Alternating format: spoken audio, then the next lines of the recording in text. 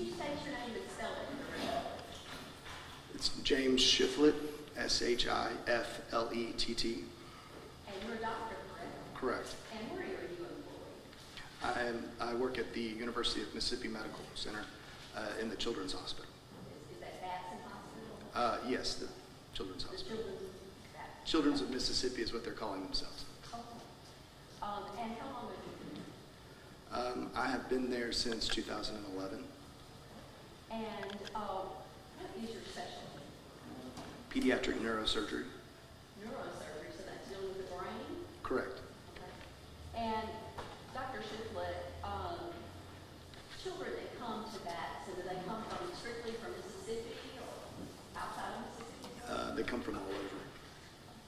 And in the course of your employment there at WLBT, did you have the opportunity to come into contact with Chelsea and Chloe, your model? Yes, I did.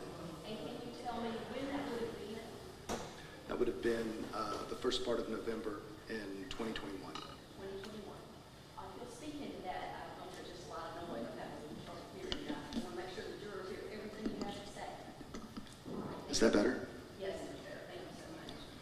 And under what circumstances were Chloe and Chelsea brought to the So they were brought to the Children's Hospital after a motor vehicle accident. They both were brought in via the emergency department in critical condition with injuries to their brains and to their necks. And do you recall how old they were at the time? Yes, I believe Chelsea was 4 and Chloe was 6. And you said they were brought in a serious condition. Can you tell us first about Chelsea? What were her injuries? So they both had similar injuries that I took care of. They had other injuries as well. It's a team approach that we use, the whole trauma system. So there were trauma surgeons involved as well as ICU doctors and emergency physicians. But from a neurosurgical standpoint, they both had severe traumatic brain injuries requiring brain monitors that were placed that's inside the brain to monitor the pressure inside their head in case of swelling. They also both had neck injuries that were at the very top part of their neck, which are very dangerous injuries, known as injuries to the craniovertebral junction, or I guess more colloquially known as internal decapitations. Internal decapitation, does that mean it was separated? Correct. The normal connective tissue that held the heads to the top of their necks were severely injured. So it was really more soft tissue that holding things together like muscle and skin and that kind of connective tissue as opposed to joints and ligaments. And injuries such as that, serious?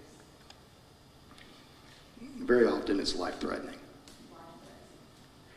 We heard testimony earlier in the week, yesterday, in fact, that some of the people that arrived on the scene before the girls were beginning to regain consciousness held their heads in a secure position.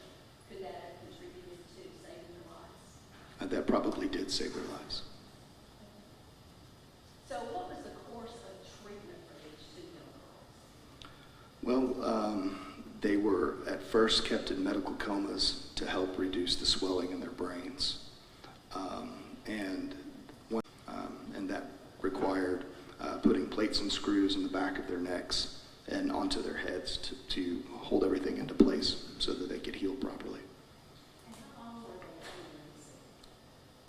in the A long time, I think weeks.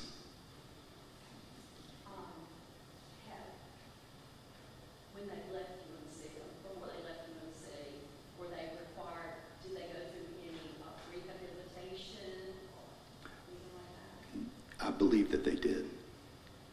And do these girls, will they have ongoing problems as a result of this? Well, they'll both need to be followed until they're done growing to make sure that their necks are growing correctly because of the injury and because of the surgery to fuse them.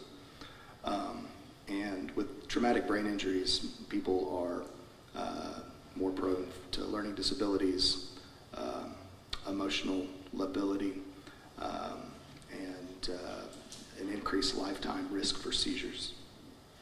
So in your opinion, they will need long-term care or monitoring? They'll have to be watched, at least throughout their schooling, and then afterwards, they have an increased risk for seizures as well.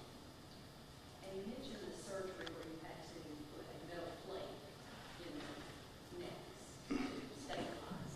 Is that something that they will live with the rest of their life as well? Yes.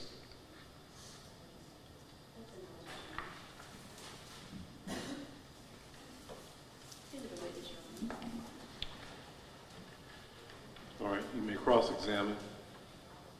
Thank you, Your Honor. Good morning, Doctor. I just want to thank you for the care that you've rendered to these children and to so many of our children in Mississippi. Now, based on the age of these children and your experience as a physician, should a 4-year-old and 6-year-old be in a booster seat? That may be outside of his expertise versus booster seat when he's a doctor. Okay, well, we'll see if he has any. You can lay the proper foundation. Based on your experience as a physician in ER dealing with children who have traumatic brain injuries, do you see a lot of that where children are brought into the hospital because they haven't been in booster seats or properly put in seat belts? That's not a question I normally ask. Okay. So But is I that don't something know. you see? I don't know, because it's not a question we normally ask. Okay. Was it something you were aware of when treating these children? No, it wasn't pertinent to what I was trying to do. Okay. And the type of neck injuries that you were describing with the children based on your medical expertise, could bystanders at the scene, moving the children, trying to render aid, could they have contributed to the injuries that you saw at the hospital? No, these types of injuries are due to high energy mechanisms. So the type of forces involved with moving somebody wouldn't generate this kind of an injury at all. Could it have contributed to the injury? Probably not, because both of the girls were moving and they weren't dead. And could a seatbelt going across their neck or higher up contributed to the type of injury based on impact if they were not in a proper booster seat? I don't know. It's not my area of expertise. I'm not a forensic doctor. But you do treat these type of injuries. I do, after they've happened. That's true. And when you're treating these injuries, there's no information you're given about the cause or the circumstances? That's not information that I need to do what I need to do. Okay. So I don't routinely ask it. I beg the court's indulgence. All right. We tender the witness. Do you have any redirect? No, Your Honor. No more questions. All right, doctor, you can step down and you will be excused.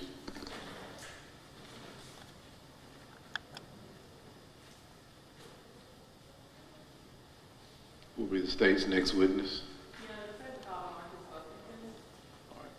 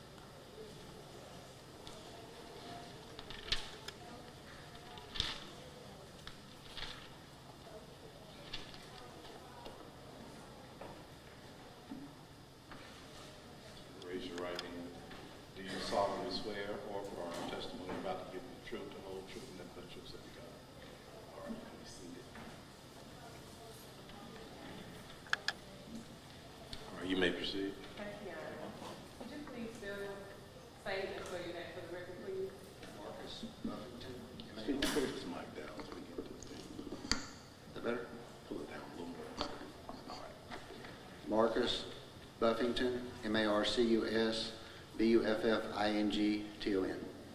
Mr. Buffington, where are you currently employed? Hines County Coroner's Office. And were you so employed on November 1st, 2021? Yes. And what is your title there? Deputy Coroner. And so just for the rest of us who may not know what that means, could you please describe to the jury and myself what are your responsibilities and duties? Yes, we determine cause and manner of death. Okay. And so are you ever called out to scenes of accidents and things like that? Yes. And so when you go out to these scenes, what do you do once you arrive? We check in with local law enforcement or first responders that are there, and then go and find the deceased individual. So on this case you read here, on about today, were you called out to this particular scene? Yes. Okay. Could you please describe to the jury what you were able to assess when you arrived? We did. It was a two-car motor vehicle accident, and in the one of the vehicles were two deceased individuals. Okay. And was one of those deceased persons a baby by the name of Alex Conway? Yes. Okay. Could you please describe to the jury what you were able to see when you went out and viewed Alex Conway? Whenever I did my initial assessment with him, he had visible blunt force trauma. He had been removed from the vehicle, and life-saving measures had been attempted on him, but weren't successful. And how old was the child? 9 months, I believe. Okay. Do you have a date of birth in your report for him? Yes, I do. 4/30 of 21. Okay. So he would have been less than a year. Less than a year, yes. Okay. And you also at that time make a determination as to the cause and manner of death involving Alex Conway? We'll do our initial assessment on scene, then if we transport back to our morgue, we do a more in-depth assessment of the body and photograph. I'm sorry. Okay. And we'll do whatever else we need to do at our morgue. Okay. And did you have opportunity to have an opportunity to do more of an assessment? Yes. Okay. And when you did that, what were you able to determine at that time? Without doing any x-rays, just the general appearance of the body, there was some abrasions to the body, and there was blunt force trauma, which subsequently is what caused his death. And so you also had the opportunity to assess Ms. Allison Conway, is that correct? Yes. Could you please describe to the jury what you were able to see involving Ms. Conway when you arrived at the scene that day? Yes, she was the restrained driver of the vehicle, and she was still in the vehicle whenever I arrived. Okay. Had you spoken to anyone for any information in regards to her status? I spoke to the paramedic on scene, Angela Furlow. She was the paramedic that actually did the pronouncement of death on scene. And then once you receive that information, what is the next step that you take? The next step is, I will do my assessment of the scene, document the scene, and then remove the bodies. Was there any particular information that you were able to document about the scene? Just the fact that she was the driver and she was restrained in the vehicle Okay. and had not been removed from the vehicle. And so earlier you said that you had an opportunity to take the baby back for more assessment. Did you also have the opportunity to take Ms. Allison Conway back for more assessment? Yes. Okay. And during those assessments, were you able to draw or obtain any blood from her at the time? Yes, she would have had toxicology drawn on her. Okay. And what did you do once you obtained that? We submitted it to the crime lab for analysis. Okay. And also, were you able to come up with a cause and manner of death for Ms. Allison Conway as well? Yes, she had abrasions on her, but the cause of death was blunt force trauma, multiple blunt force trauma. Of course, it was. All right.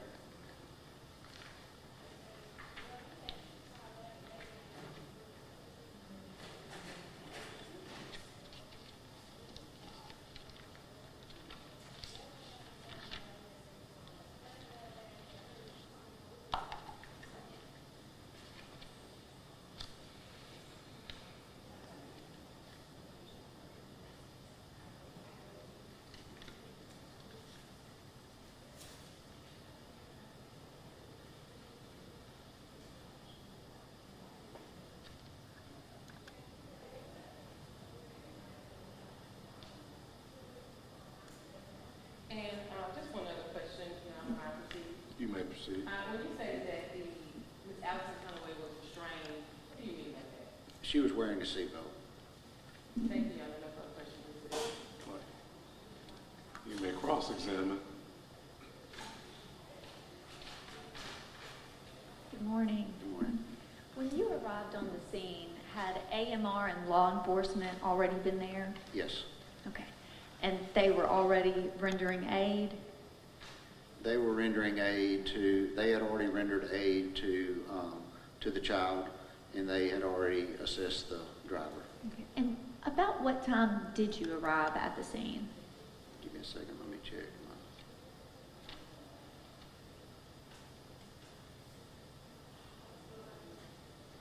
Approximately 17:43. And in regular people time? Regular people time. Let me make sure that's right. I'm sorry, it was three years ago. No, take your time. Yeah. I'm sorry, I was incorrect. It was 6:27 where I arrived, p.m. 6:27. Yeah. And did you see a seatbelt on the driver of the vehicle when you arrived? Yes, You did see a seatbelt? yes. Was her driver's side door opened or shut when you arrived? I believe it was open because it was open because the paramedics had checked her vital signs. Okay. And had photographs of the scene already been taken by the trooper who was there? I can't confirm or deny, I don't know that. Okay. And did you remove the seatbelt from Miss Allison? Yes, we removed the seatbelt, me and some of the first responders. Okay. And you would have done that after you arrived at what time, 6? 6, the time of my investigation was 6:27. So you removed the seatbelt at 6:27? Yes. Okay. When you arrived at the scene, where was Alex? He was outside of the vehicle on the ground. Okay. And you mentioned in your report, I believe it was page, if I can get to it. I think it was page 8 of 10 of your report. You mentioned that his cause of death was multiple blunt force trauma. Is that correct? You're talking about Alex? Yes. I believe they were both the same cause of death.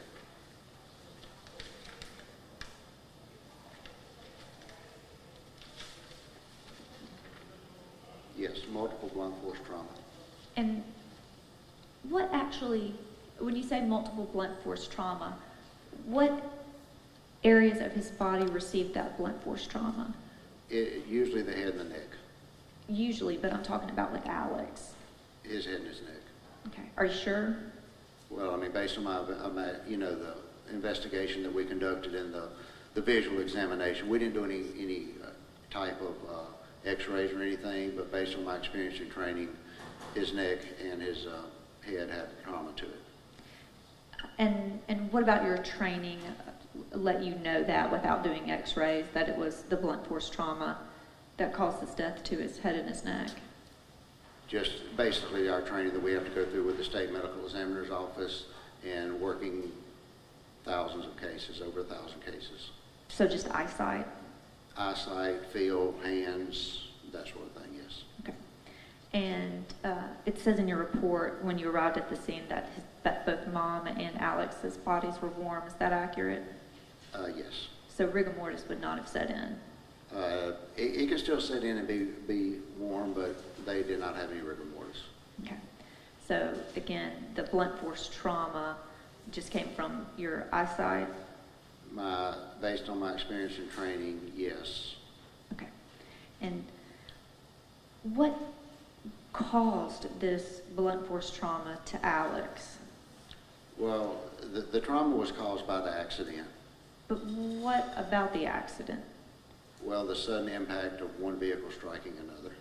Okay. Your Honor, may I approach? You may.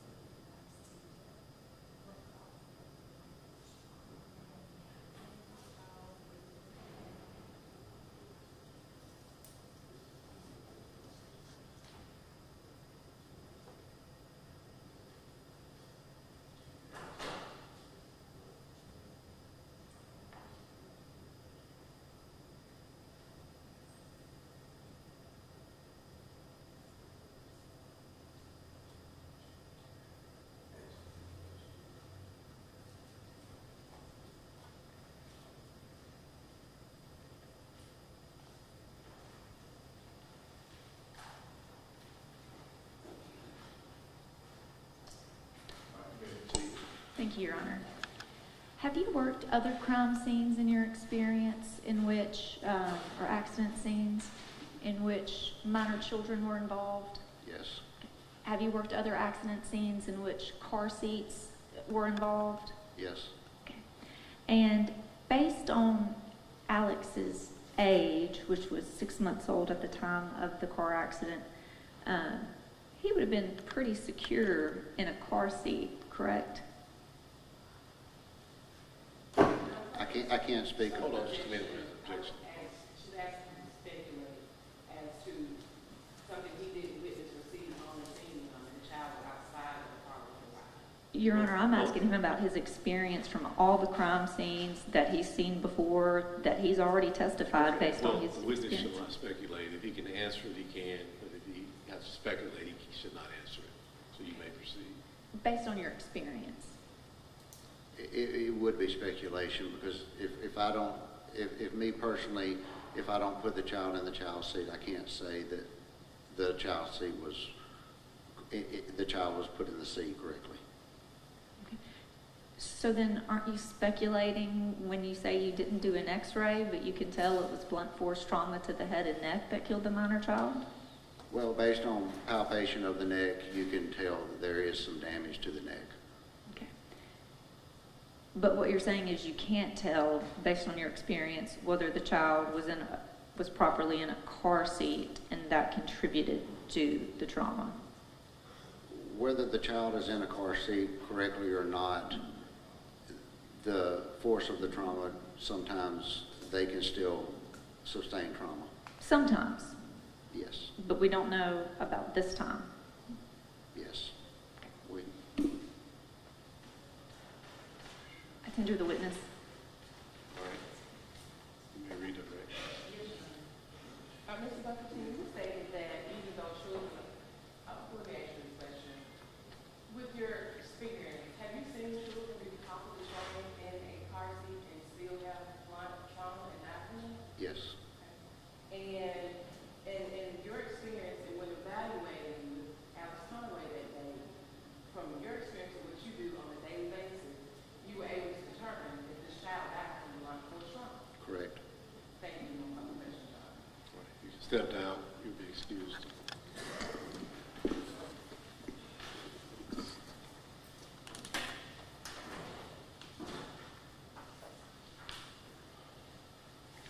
Will be the state's next witness.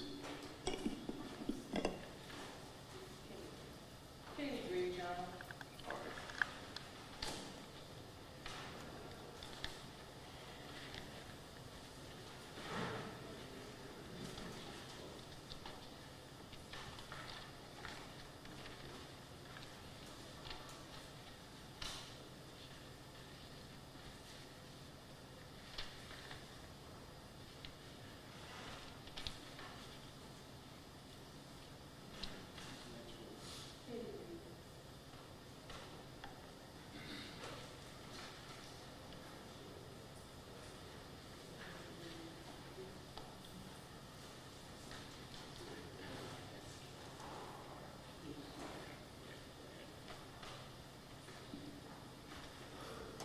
Raise your right hand. Do you solemnly swear or affirm your testimony about to give the truth, the whole truth, and nothing but the truth? Stated in the witness.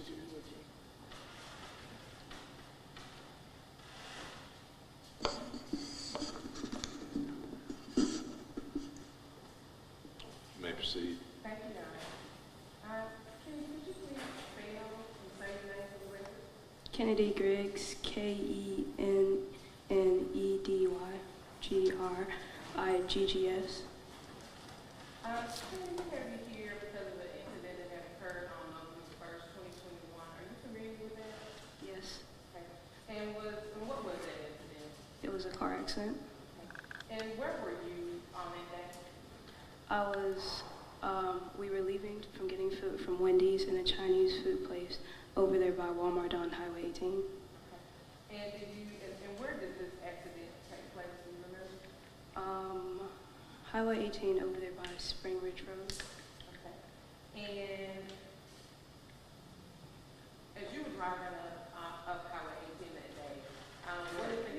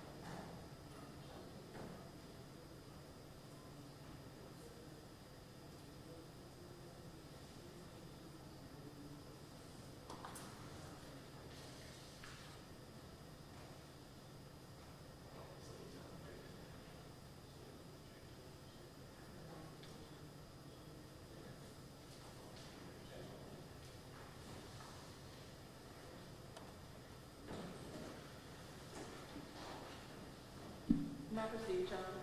May I approach the witness, Sean?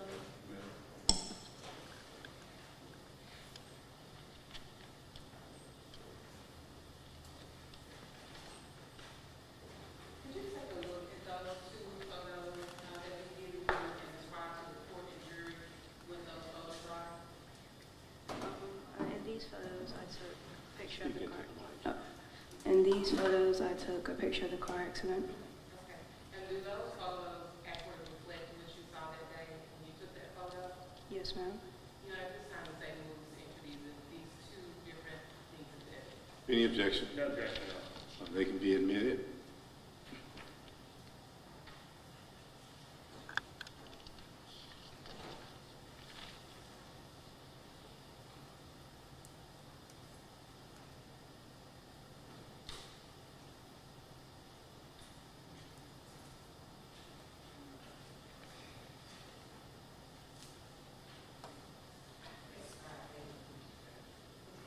All right.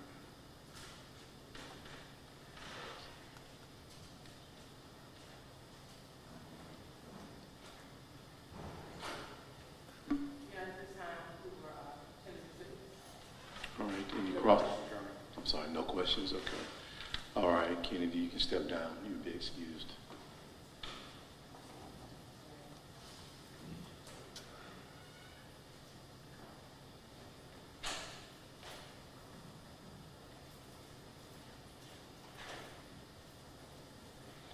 Who will be the next witness on the stage? We will call, say we call Mackenzie Lee.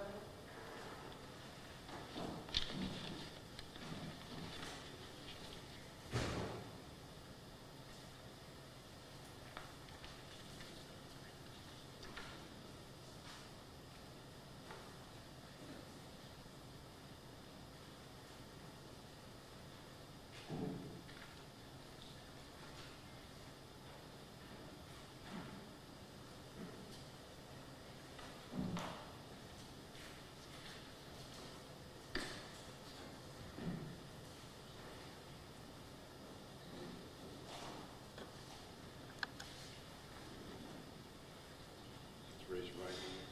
Do you solemnly swear or affirm testimony you're about to give the truth, the whole truth, and no truth, so help you God? You can be seated.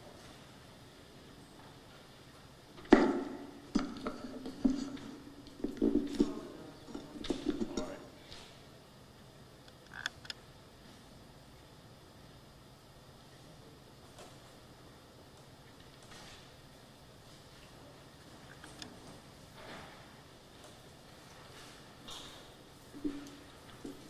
May I proceed, Sean? You may proceed. Would you please spell and state your name for the record? Mackenzie Lee, M-A-C-K-I-N-Z-I-E-L-E-E. Missy, you were on the scene of the accident that had occurred on November 1st, 2021, is that correct? Yes, ma'am. Please give me, let's get a little bit of background about who you are. Tell us what you do for a living. I'm a registered nurse who's also licensed to practice as a family nurse practitioner. Okay. And on the day in question, where were you?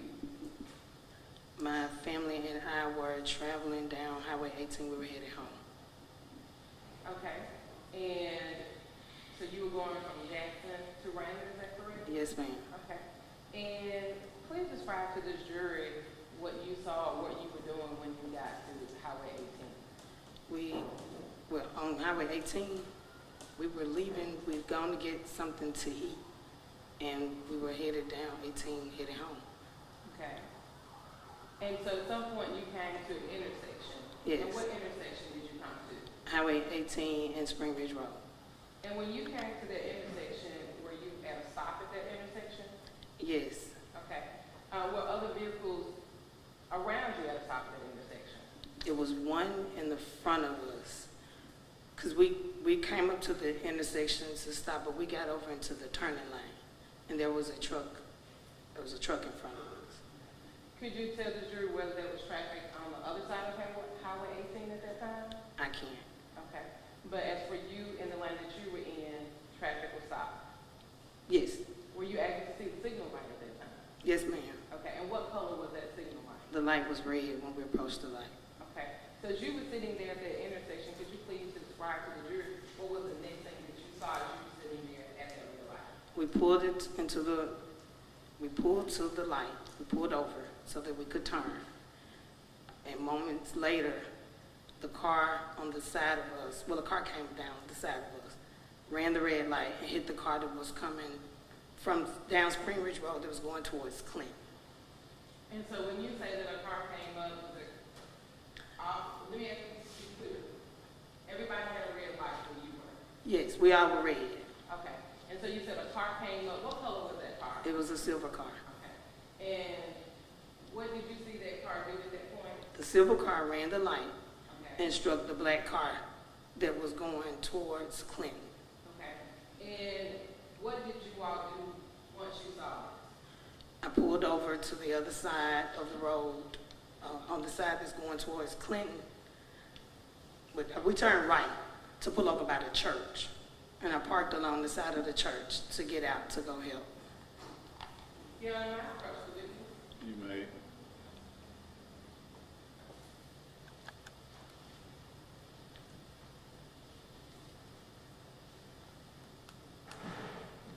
I'm showing you what is marked as state exhibit S5A. Are you familiar with that photo? I am. What is that photo of? This is a photo that was taken in the car that I was in. It's a photo of the accident. Okay, who took that photo? My daughter.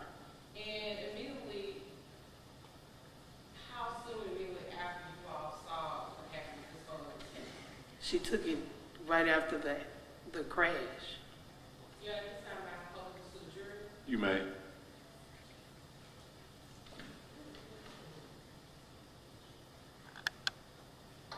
We have the Marshall Long on the side of the All right.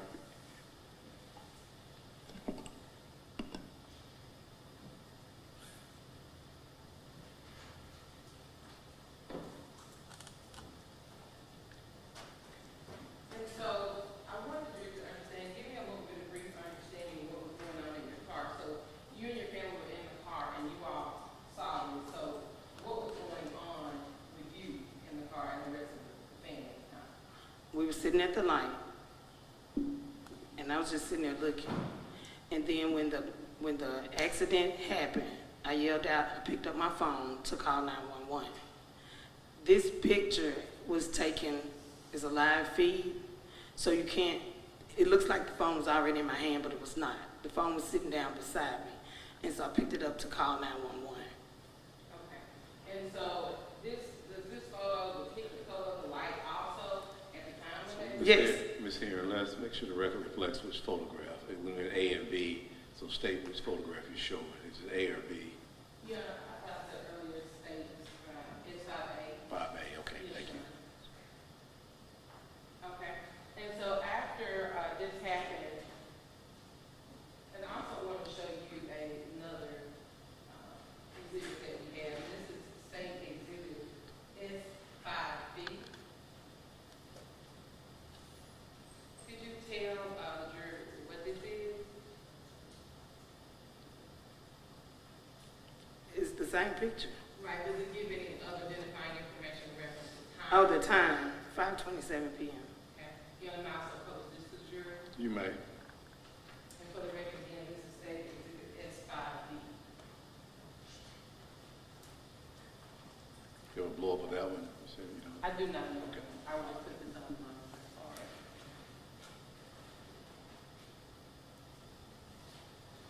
All right. And so after this happened, were you able to communicate with anyone from emergency services at the time? I called, but there was not an answer. And so I just told my children, somebody else is going to call. We're just going to pull over so we can help. And so once you made the decision, what did you do next? Did you pull over? I pulled over Okay. on the side near the church, the big church, that's on the side going towards Clinton. I got out, I went to the black car first because that was the car that was closest to us. And what did you see when you arrived at the black car? There was a mother in the front seat, and I saw two children in the back seat initially. There were two children in the back seat. There were other people at the car already, other bystanders there to help. The child at the back, the older daughter was on the passenger side at the back. There was a small child in the middle, and then the mother was in the front. So basically it says the same, but we couldn't get the car doors open to get them out. Okay. And so what, could you tell if these individuals were in the car seat? Were they in car seats, were they restrained? Yes, everybody was restrained. Okay, and you were able to see that? Yes, that was the first thing I paid attention to. Okay, and so once you saw that, what happened next? You said you couldn't get to all of the victims in the car. We couldn't, if I'm not mistaken, the window for the older daughter, it was burst out, but you couldn't, or they couldn't open the door. And she was moaning, so we were like, there's gotta be something going on. It looked like her leg was jammed. On the other side, the windows were up. We couldn't open the doors because the doors were locked. And so everybody was there trying to get the windows open. And so at that point, I was like, did anybody check on the other driver? And so, you know, it was all chaotic, so I went to check on the other driver. And so when you went to check on the driver, describe to the jury what happened at that? I walked up to her car door was open, and she had her head leaning forward with her arm like this. And I said, ma'am, are you okay? And she said, I'm fine. She used her other arm, and she said, I'm fine, go, just go. I walked closer to her, I said, no, I really need to check you out. Are you okay? And she was like, I'm fine, just go, go. So you may have some injuries, go, go, is what she said. And was there anything else that struck your attention while you were there speaking with her at the time? As I drew closer to her and she began saying, go, go, the aroma of alcohol, I could smell.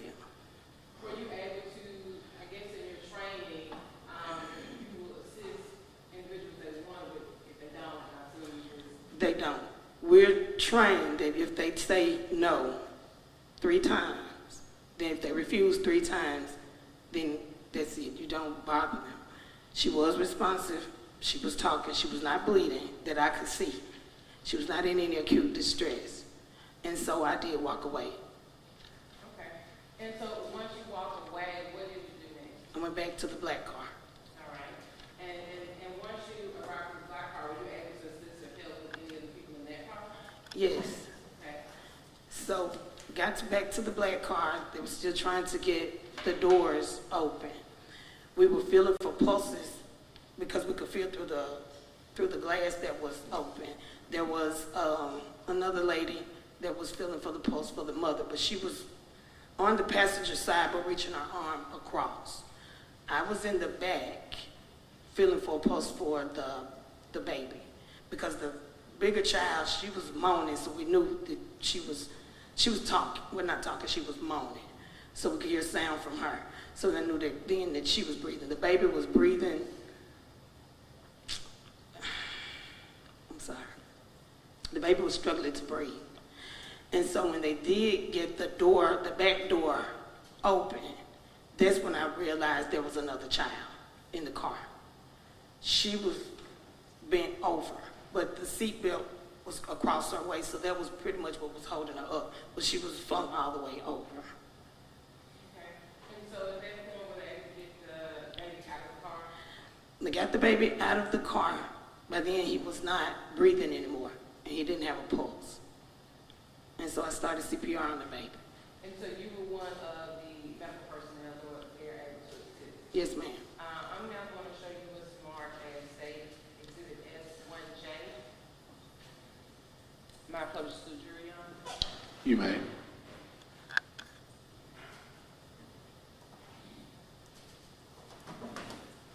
you see that? Not really.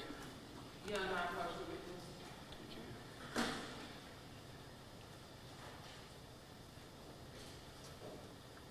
Again, I'm handing you what's marked as State Exhibit S1J, with the photo of emergency personnel involved. Are you one of those individuals in that photo? I am. And what photo do you have on that? I have on the blue scrubs with the black hat.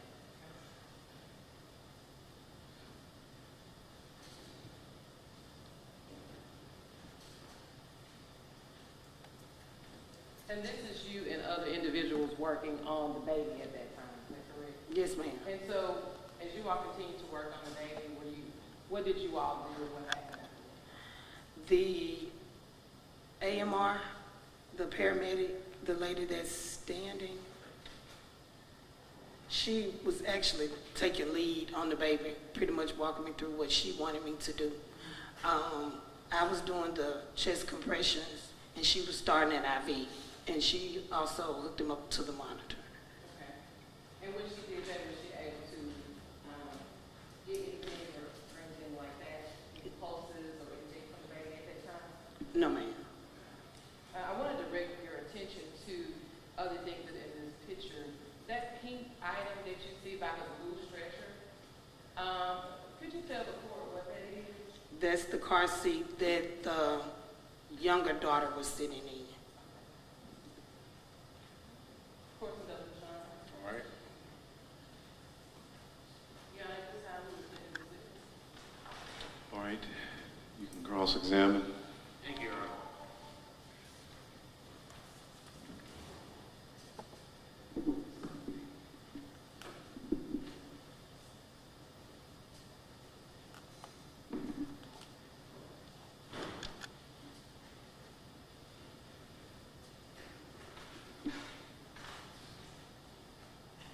May I proceed, Your Honor? You may. Mackenzie, you just came forward recently, is that correct? And in this case, you just became involved in this case recently. I was contacted by an investigator, yes, sir. Okay. And just real recently, is that correct? It was in October, November, they called me. Of last year? Yes, sir. Okay. And,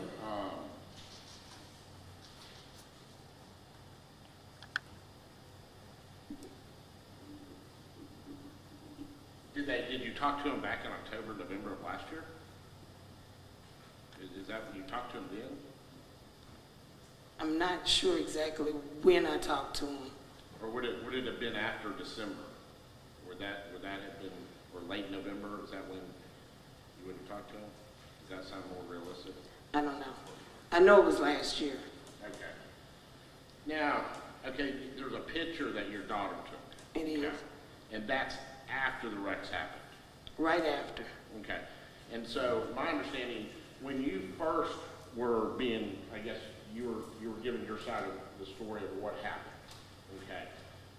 You said that you were the first car at the intersection. I did. Okay. And then it ended up that you got the photo, and then once you looked at the photo, you're like, oh, I was mistaken. Correct. Okay. And so you weren't the first vehicle, you're the second vehicle. I was. Okay. So the reason why you weren't proceeding at that time going through the intersection was there's a vehicle in front of you, correct? I mean, you couldn't have. I couldn't have. We wouldn't have been able to proceed anyway. The lights were red. Okay. Now, when did the lights change?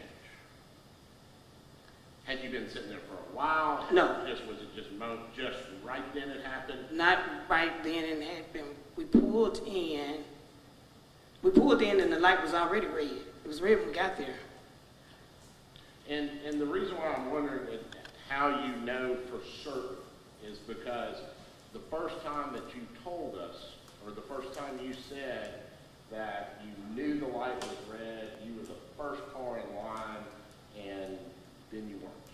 And so, could you be mistaken a little bit on the timing? No. Okay. So even though you were mistaken at first, you know there's no way whatsoever that you're wrong about anything else. The only thing I was mistaken about was that there was a car in front of me in the turning lane. The light was still red when we approached the light. Now, once the accidents happened, you pulled it sounds like you pulled out from behind this vehicle, is that correct? Correct. And you go over to the right and then go park in the church parking lot. Yes, sir. Okay. And so by the time you get to the car, there's already people at the black car. Yes, sir. Okay. And so you run over and, start trying to assist at that point. Yes, sir. There were other people there, okay? And then you go to the silver car. Yes, sir. Okay. Once you get to the silver car, you ask Miss White if she needs help. She says 3 times no. Okay. That's all the interaction you had with her? Yes, sir. Okay. Then, once you go back, you were saying that you could see the 3 children. Were the children out of the vehicle at this point? Or No, they were still in the vehicle. Okay. And there was a booster seat, you said. Is that correct? The pink seat was the car seat that the younger daughter was sitting in. Okay. The baby was in a car seat. Do you remember, because they got it out, it didn't look like there was anything, I guess, strapping the booster, or not the booster seat, but the car seat in. It looks like there's no base to it. Was that correct? Did you have to unlatch the base to it? How did you get the car seat out? There was a base in the car seat, in the car. There was a base. There was a base. Is that what you unlocked the seat? No, I didn't unlock anything.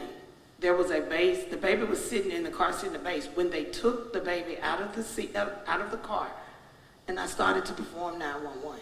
I mean, okay, CPR. Yes. And you did, okay, so you didn't take the baby out. No. I mean, we're not saying, just so we're talking, making sure we're apples to apples and everything. You didn't take the car seat out of the I didn't unsnap the car seat. Yes. I did not. Okay. Okay. It was more than just me back there getting the car seat out. Now, I assisted with putting the car seat out of the car, yes. And then I performed CPR on the baby. Yes. How did you assist in getting the car seat out? The middle child that was laying over, we didn't want to disturb her because we didn't know whether or not she had an injury. So they were reaching over. Somebody was reaching their hand over from the left hand, from the right hand side, and I was on the other side. So when it was unsnapped, I didn't unsnap it, but when it was unsnapped, we took it out and we pulled the car seat out. And okay, you were talking about you were basically checking for pulses. Yes. Okay. I'm going to ask you some stupid questions. Okay. It's fine. How do you check for a pulse? On a baby, you can either do the wrist or brachial pulse. Okay. How about on a person? You can do the carotid, which is what we did for the mother. Okay. Was there any reason why you had to sit in the mother's lap to check the pulse on the neck? If you want an accurate check, or if that's your preference, it just depends. As a medical personnel, it's just your preference. If someone prefers to sit on their lap to check the pulse, that's their preference. Why would you do that? I wouldn't, but that doesn't mean that the next person wouldn't. Okay, so there's not a medical reason to do anything like that? Not to my knowledge. Okay. Wouldn't you just sort of stick your hand in and, because it's here on the neck, right? It is. Yeah, and so you just need to feel the neck and check the pulse. Yes, sir. Okay.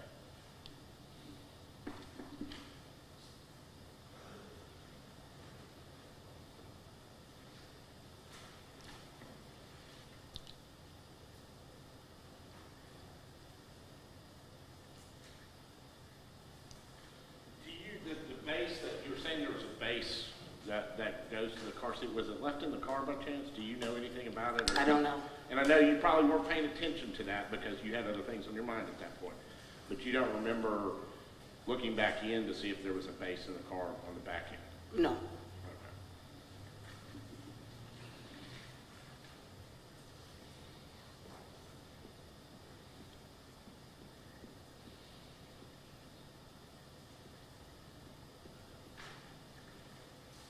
We can do it.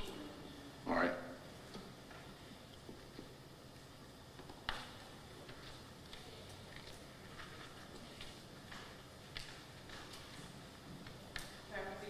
You may. Just a few questions on everything that was talked about, especially what you had previously. When you pulled up to the car, there was another vehicle in front of you. It was. Did they change what color the light was? No. What color was that light? The light was red because it's not going to change the fact that we were driving down 18 before I got into the turning lane. Still see the lights. The lights were red. And so you sat there on Highway 18 with the other cars there. Did anybody else going through at that time? which end? On your side, everybody else does stop. Yes, Okay. So what car did you see go through? the silver car. And who is the person, can you recognize the person in courtroom that was driving that silver car? Yes, ma'am. And could you point that out? She's right there. Okay, we say right there. The lady on the end. Okay. Yeah, let the record reflect that she referred to the defendant in that one. The record will so reflect. Okay. And that also was the same individual that you asked if they needed help. Yes, ma'am. And they said, go on, I'm fine. Yes, ma'am. All right. And you also can clearly say that you saw those individuals in the black car and the seat. Yes, they were all strapped in. No further questions. All right. All right, Ms. Lee, you can step down. You'll be excused.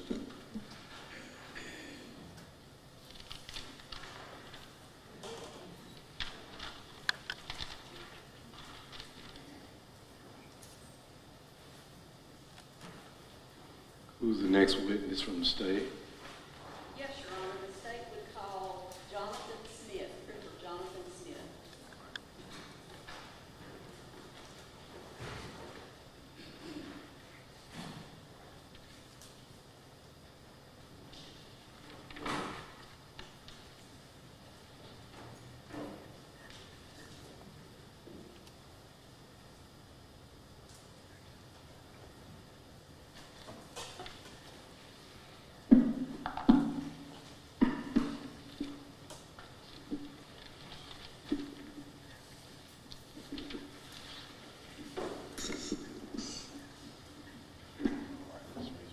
You solemnly swear or affirm the testimony you're about to give the truth, the whole truth, and nothing but the truth.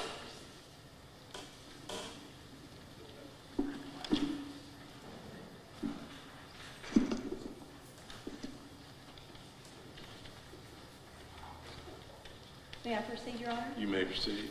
Would you state your name for the record, please? Jonathan Smith, And could you spell that first name? I know Jonathan is spelled different ways. Johnathan. And you're a trooper, obviously, right? Yes, ma'am. Okay, how long? I've been a trooper for going on 6 years. 6 years. Prior to that, any law enforcement experience? Yes, ma'am. I started out at Hinds County in 2012, and I started in the jail when I started at Hinds County, and later on became a road deputy, and they sent me to the police academy, and I left Hinds County and went to the highway patrol. Okay, and currently, what are your responsibilities at the Highway Patrol? I am the accident reconstructionist in the Central Region. Okay, accident reconstructionist. Can you tell us what you do? Basically, I check accident reports, and then I go out and reconstruct accidents, traffic collisions. And is that to determine what the cause of the accident was? Yes, ma'am. Okay, and how long have you been doing that? I've been doing that a little over 3 years, going on 4. Okay, and let's go back and let's talk about your law enforcement experience. You said you started back at Hinds County Sheriff's Department? Yes, ma'am. Okay, and you were at the jail? Yes, ma'am. Okay, and you talked about going to the academy. Yes, ma'am. Can you tell us, where's the academy? I went to the academy in Hattiesburg called Circus, and that's at Camp Shelby. So that's where they sent me to my basic training academy. Okay, and how long was that training last? That training was 12 weeks. Okay, and what do you do during those 12 weeks? What do you learn? Well, you learn basic laws, you learn how to drive, how to shoot. It's just very basic things you learn in the police academy. Is there a physical component that you must complete as well? Yes, ma'am. Were you able to do that? Yes, ma'am. You look like you're fit. All right, so once you've completed the law enforcement academy, are you certified in any way? Yes, ma'am. You receive a certificate once you complete everything, and you're basically a state certified police officer. Okay. And so then, any more training there while you were at Hinds SF? I went through a couple of driving instructor classes, but that's about it. Okay. And after you went to became a trooper, what kind of specialized training did you receive there? Well, I went through the accident reconstruction course. So it's 3 phases. So you got level 1, level 2, and level 3. Level 1 is on scene, level 2 is technical, and level 3 is accident reconstruction. Okay, well, let's go a little bit through that. Okay. How many weeks does this last? Each module, is that what you said? Yeah, each course. Each course. So there's 3 courses. Yes, ma'am. Okay. And how long does each course last? Each course is 2 weeks long. Okay. first course that you're required to complete.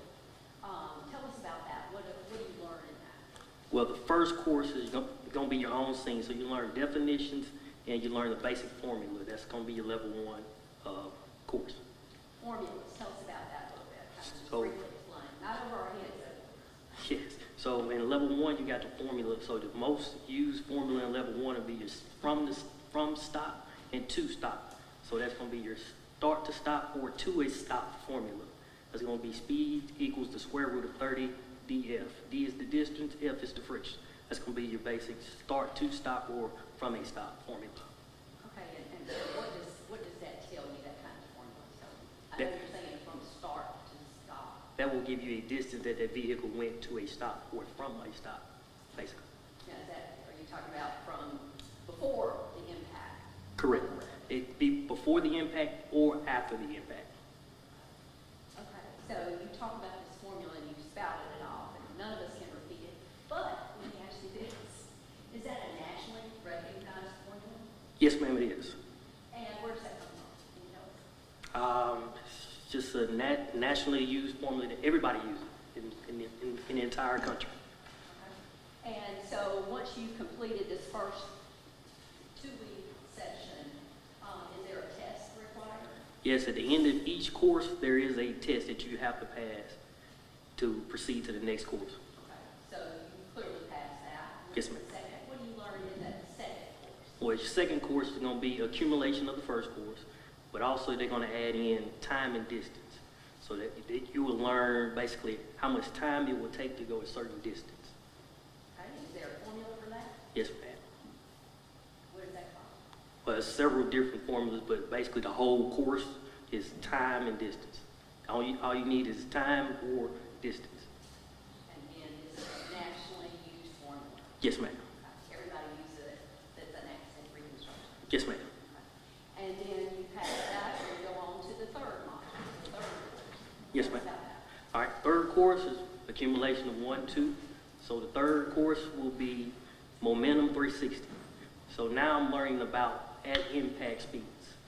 And with that momentum 360, that's when I have to use all 3 of the components of everything I learned. And at the end of completing that course, do you then take a statewide or national test?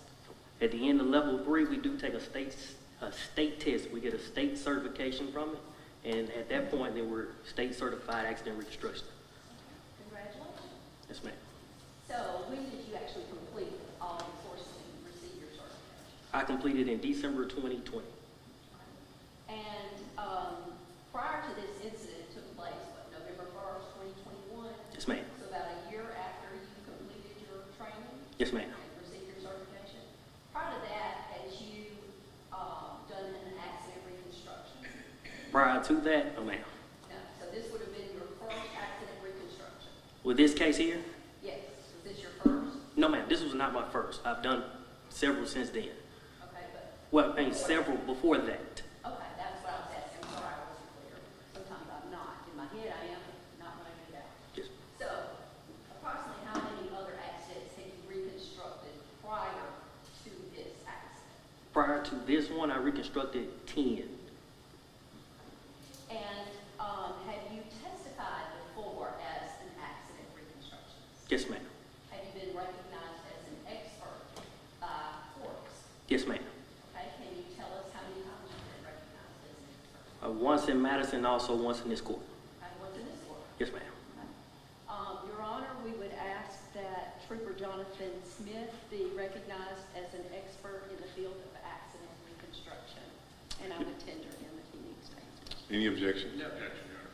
The court will accept the witness as an expert in the field of accident reconstruction. Okay, so let's get down to the meat of this matter, okay? Yes, ma'am. So when did this accident occur? This accident occurred on November the 1st, 2021. And where did the accident take place? It happened on Mississippi Highway 18 and Spring Ridge Road at the intersection. And how did you get involved in this matter? I got involved because dispatch contacted me and advised me that it was a fatal collision involving an intoxicated driver. So that's when I responded to the scene. And so when you arrived on scene, tell us what you see when you arrived on scene. When I arrive on scene, I see the final rest of each vehicle, and I see Trooper Heath, and I also see a couple deputies around. And so what did you do? Tell us about what you're doing when you arrive on scene. Once I arrive on scene, I go up to Trooper Heath, ask him did he need any help, give me any information, anything he needed, any pictures or anything. So first thing I do is I ask him if he needed any help. What was his responsibility on scene? We've heard from Trooper Smith yesterday. What was his responsibility? His responsibility is to get all the information for the accident report, and also make sure he get any and all witness information. And then what? You asked him if he needed assistance. So what do you do next? From that point, once he told me that he didn't need any assistance, that's when I began my reconstruction. So about what time was it when you arrived on scene? I arrived at 6 o'clock, a little after 6. And what was it daylight, dusk? Can you tell us what it was like about that? Well, the sun was going down, so it was dusk. So the sun was going down, it eventually became dark. So you say that you begin your accident reconstruction at that point. Yes, ma'am. Tell us what you did. Okay, so at that point, I go and get my orange paint can, and I spray all my physical evidence, the tire marks, gouge marks, the final rest of each vehicle, and that's basically the starting point of my reconstruction. And you did that in this case? Yes, ma'am. And did you memorialize that in any way? Yes, ma'am. And how was that? With the orange paint.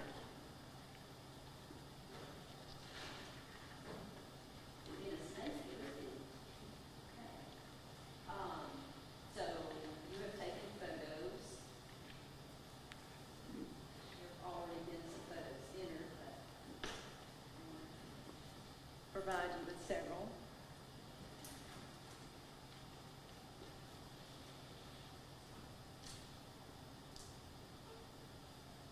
May I put the witness roll? You may.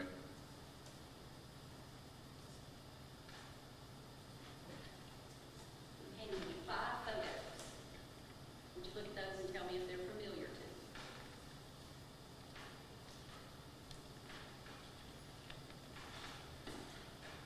Yes, ma'am. Okay. And are these photos from that day? Yes, ma'am. Okay. And do they capture what was intended to be captured? Yes, ma'am. Have they been altered in any way? No, ma'am. Your Honor, we would ask that they be entered as an exhibit to Trooper Smith's testimony. All right. Any objection? No objection. They can be admitted.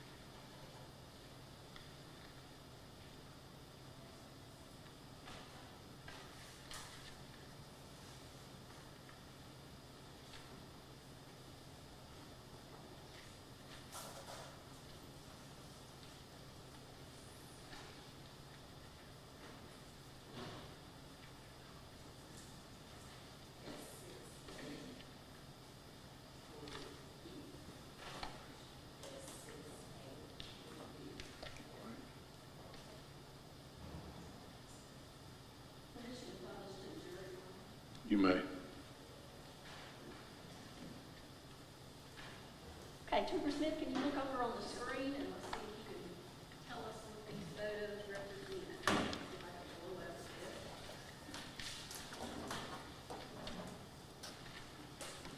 All right, can you tell us what the purpose of this photo is?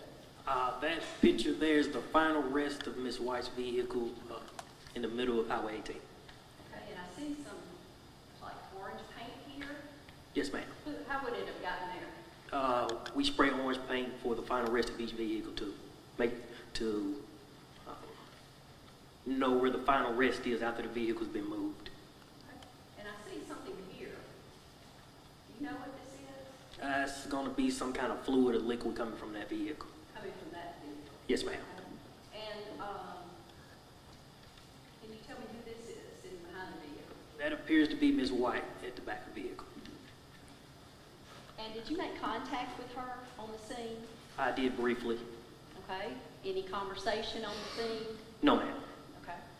Now you took another picture. This is S6B. Can you tell me what this is a photo of? It's going to be a bag of green leafy substance. Okay. And did you later find out what the substance was? Yes, ma'am.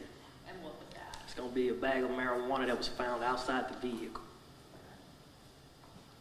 And then I'm showing you. Did you collect that marijuana? Yes, ma'am, I did. May I approach your Honor? You may.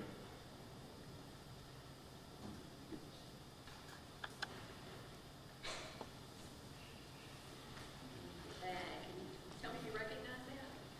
Yes, ma'am. And what is that? That's going to be the bag that I collected from that day. Has it been altered in any way? No, ma'am. Your Honor, we would ask that we enter as an exhibit to Trooper Smith's testimony. Any objection? No objection, Your Honor. You can be admitted.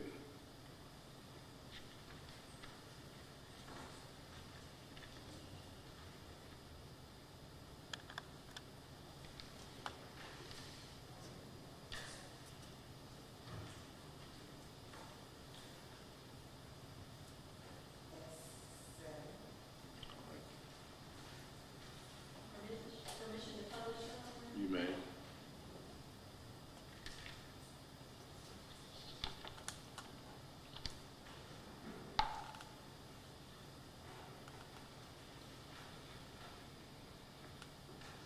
And going back to the pictures, I'm showing you S6C.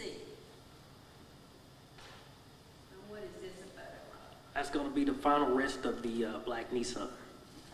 And how many vehicles were involved in this collision? 2 vehicles. Two vehicles. And we just saw a picture of the other. Yes. Tell us what the 2 vehicles were. It's going to be a 2012 Acura and a 2018 Nissan Altima. And I'm showing you S6D. Can you tell me what's depicted in this picture? That's going to be the side view of the black Nissan. And here, what is this? That's going to be the markings of the final rest of that vehicle. And who put that there? So I did. And is that to aid in your accident reconstruction? Yes, ma'am. Okay, and I'm showing you S6E. Can you tell us what this is a photo of? That's going to be the photo of the front of the vehicle. And again, the orange, who put that there? That's going to be orange paint that I put down. Okay, and it has some letters here, RF. What would that stand for? RF is abbreviation for right front, Right front. and then at the back would be right rear. Okay. All right. So you've taken some photos on the scene, and what else did you do that evening? That evening, after I got the paint down, I began to work on the search warrant for the blood. A search warrant for what? For her blood, For whose blood? Miss White's blood. And what was the purpose of the search warrant? Because I smelled alcohol coming from a person, that's when I began to type up the search warrant to get her blood. Okay. Do you go directly to do a blood test? No, ma'am. What do you do prior to that? What have you done prior to that? Prior to that, I went and got the search warrant signed by a judge, and then we went to the hospital to get the blood. So you got a search warrant signed, may I approach your honor? You may.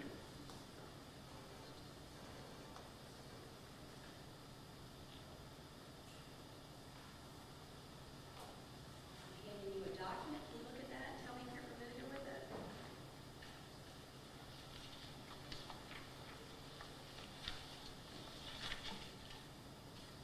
Yes, ma'am. And what is that? That's going to be the warrant for the blood. Okay. And it was signed by a judge? Yes, ma'am. Your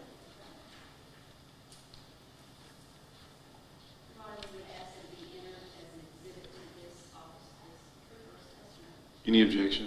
No objection. You can be admitted.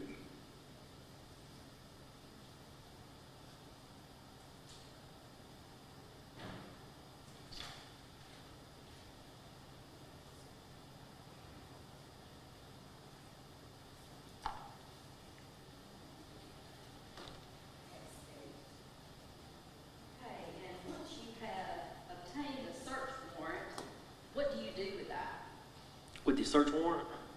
What did you do after you, where did you have to go to get the search? Tell us about what led up to getting the search.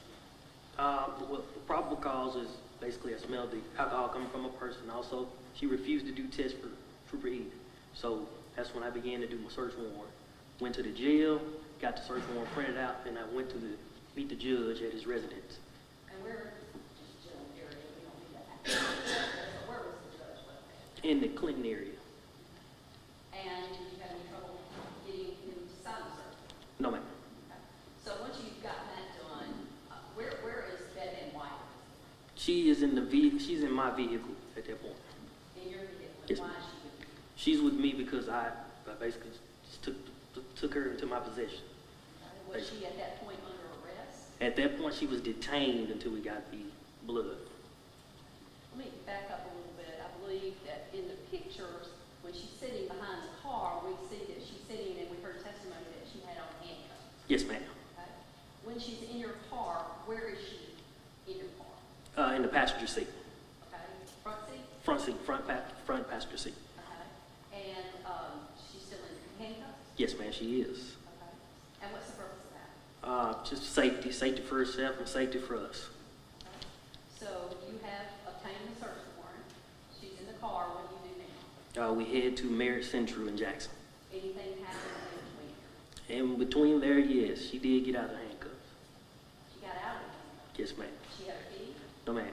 She's double jointed and the cuffs were locked, but she still got out. And you can still get out of handcuffs. She got out, but we was able to get her back in handcuffs. So what happens? She gets out of handcuffs. What do you do? I stop and get out and put her back in the handcuffs. Anything happen in the meantime? In the meantime, she did try to lock me out of my car, but she was very unsuccessful. How But was she unsuccessful? she was trying to lock me out, but I timed it right, got the door open, and then put the cuffs on. Put the cuffs back on. Put the cuffs back on. Did you do it differently? This time I didn't double lock them, so if she moved, it's gonna tighten up. All right, so, is anybody else with you at that point? Trooper Heath followed us to the hospital, so he witnessed the encounter. So you were able, how do you have to handcuff her? You have to, what do you do? When she's in the car and she's gotten out, gotten out of handcuffs, does she get out of the car? No, ma'am. No, ma'am. She stayed in the car the entire time, just trying to lock the door so I couldn't get back in the car, but I was able to open the door and get her out and handcuff her. Okay, so you did take her out? Yes. Any trouble No, ma'am. No, ma'am. getting her back in, or? No, ma'am. No, ma'am. Any incident of her there? No, ma'am.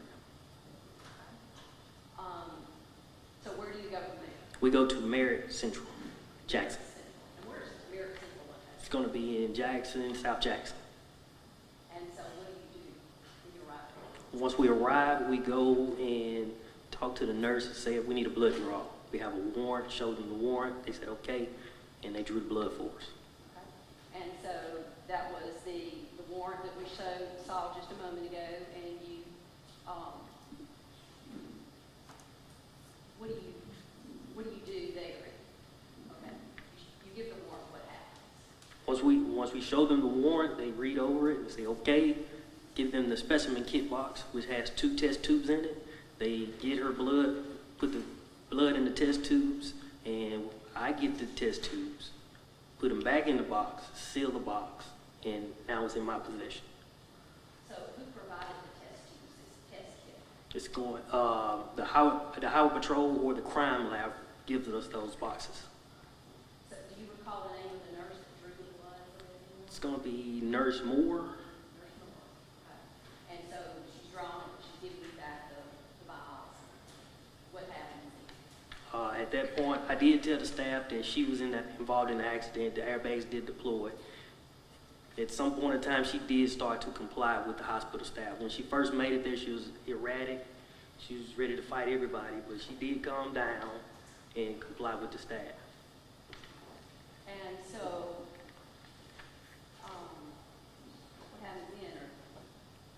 Oh, at that point, I began talking to the doctor or the nurse in charge, and they said they was going to admit her.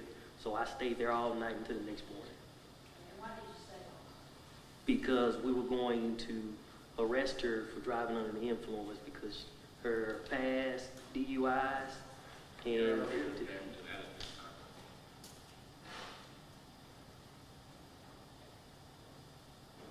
Any response? Not sure why he's objecting to. You can approach, you can approach. DUI.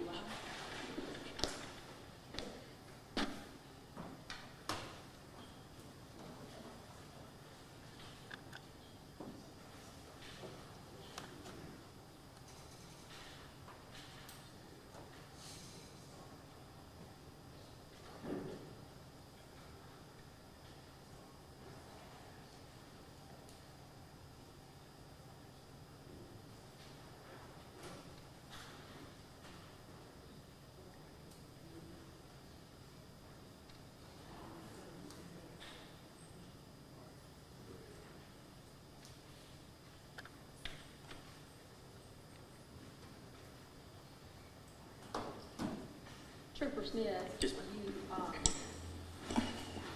You were testifying past DUIs. Had you done anything to, how did you become aware of past DUIs? well, once we ran her license, it came back that she did have prior DUIs, and that was one of the reasons.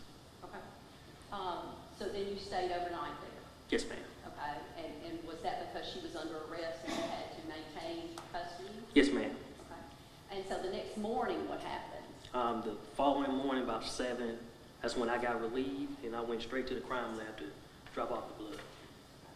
So let me ask you this now. From the time of the accident was approximately what time? That November 1st, approximate time? It happened about 5:30. About 5:30. Yes, ma'am. And about what time was the blood drawn that evening? Blood was drawn at 9:25, if I remember correctly. So several hours later. Yes, ma'am.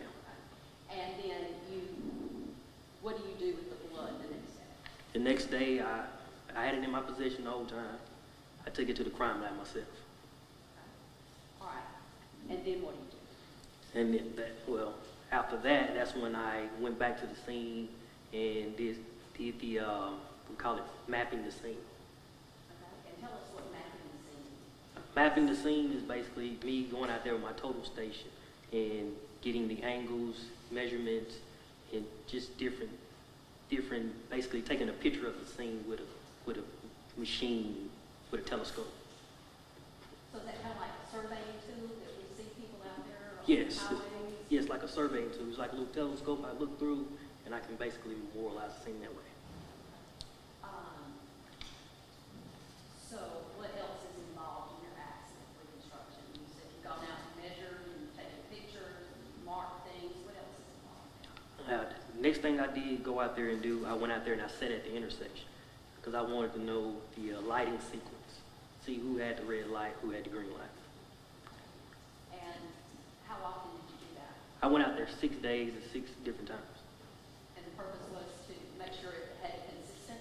Make sure the light stayed the same, make sure wasn't nobody running it, make sure the traffic was the same, because at 5:30, traffic does vary, but in this particular area, it stayed the same.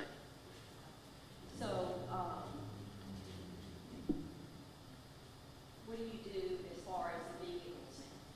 The vehicles are at the tow yard. Okay, and do they play any role in, do you do any investigative work with the vehicles that were involved after that? Yes, so now I do another search warrant for the vehicles, so that way I can get any boxes, like black boxes, or I can get any evidence out of that vehicle that I need to get. Your Honor, may I approach? You may. I'm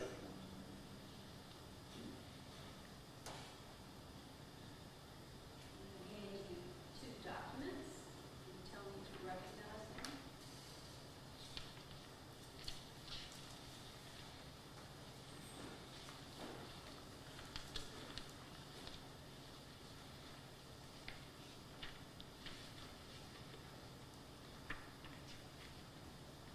Yes, ma'am. And what are These are the search warrants for the vehicles. okay, are those vehicles involved in this accident? Yes, ma'am, both vehicles. Have they been altered in any way? No, ma'am.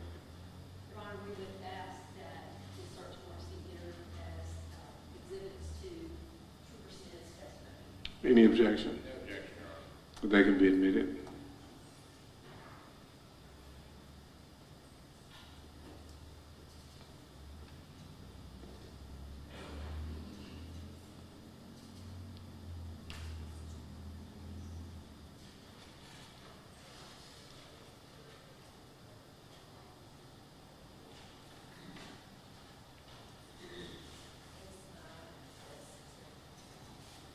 S9 and S10. Ms. Perry, which one is S9? 9 is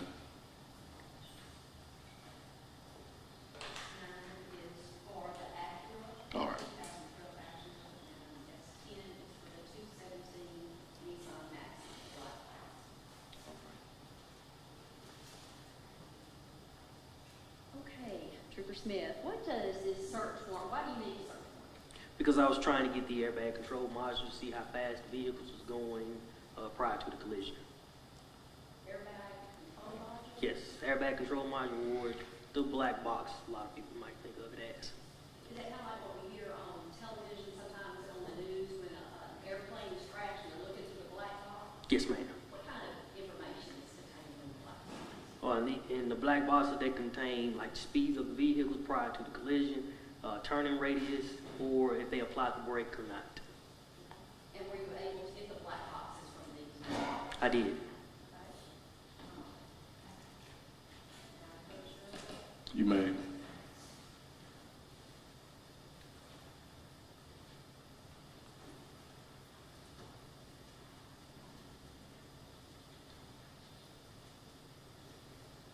Can you tell me if you recognize these? Yes, ma'am.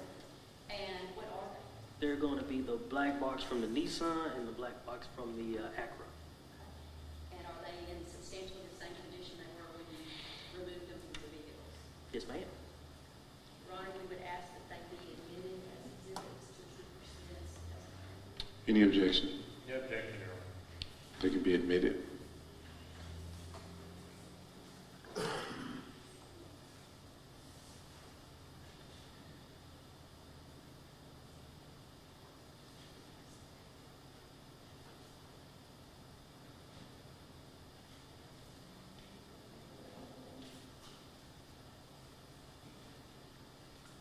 S11 would be the Acura, Your Honor.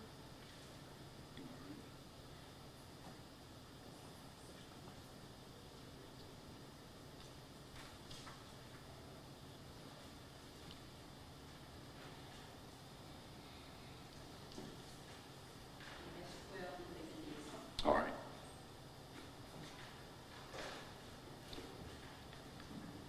Now, let's start with the Acura. Tell us what kind of information you were able to obtain from the Acura, I couldn't get any information from the Acura and why is that? because the equipment that we have at the Highway Patrol could not extract the data from that particular module. Did you try to get somebody else, contact someone else that might have the equipment that you needed? In this case, I did not because that was a 2012 and most manufacturers didn't start until 2012 and that piece there just, nobody had it. Nobody had it. Yes, ma'am. Okay, let me ask you this now.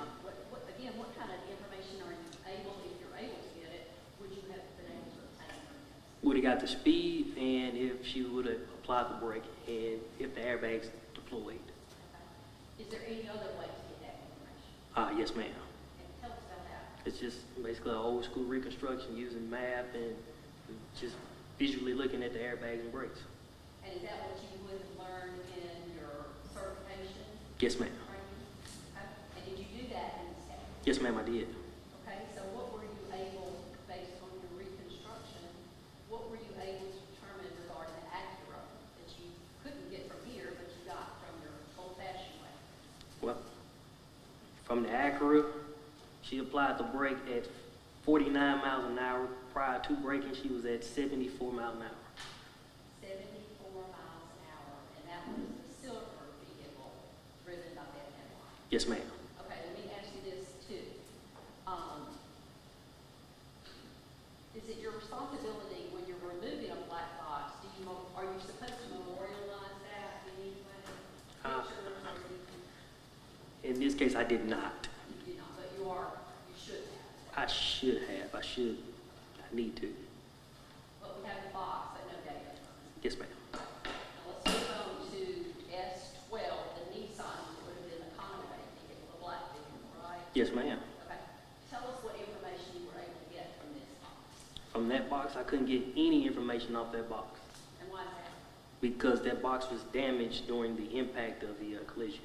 Okay, and where would this box have been located in the vehicle? That box was located in the center console, right by the gear shift. And, see.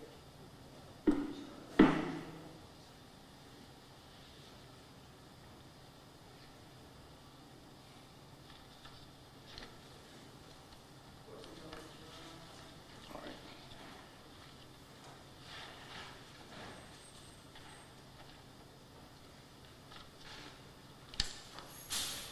I'm going to show you S6E again. And can you tell me where that black box would have been in this vehicle? The black box would have been in the center of the vehicle, but the passenger side was pushed so far in that vehicle that it damaged the box during the collision.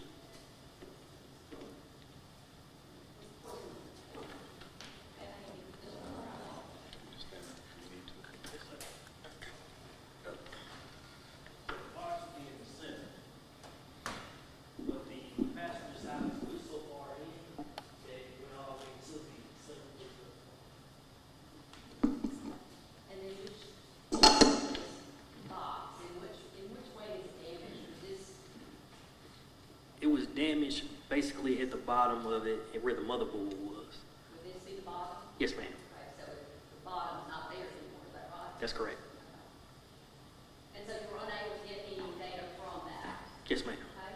Were you able to use your old-fashioned method to obtain information? Yes, ma'am, I was. Okay, can you tell us about that? This vehicle was going, at the time of the collision, it was going 21 to 22 miles an hour, so it was like 21.9, so you can round it up to 22. Okay, any brakes applied? For this vehicle, no brakes were applied. Does that tell you anything? No brakes being applied, traveling this speed? It just told me this vehicle was traveling at basically a normal speed, normal slow speed, going across the intersection. Okay. All right, Ms. Perry, we're going to take a recess at this time. yes, sir. Ladies and gentlemen, I'm going to give you your morning recess. Do not discuss the case among yourselves or with anyone else. You will be excused for 15 minutes. You're now excused to the jury room.